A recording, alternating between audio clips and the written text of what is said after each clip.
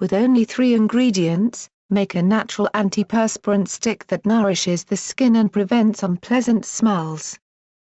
Ingredients: 7 tablespoons of coconut oil, 1/4 cup baking soda, 1/4 cup cornstarch. Preparation: mix the amount of baking soda and cornstarch. Gradually add the coconut oil and with spoon mix the blend.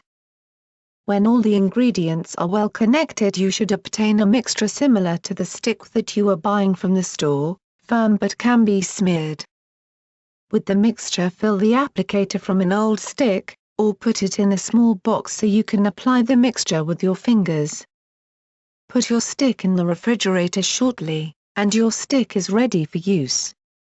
If you think this information could help someone else, please share it on your social media.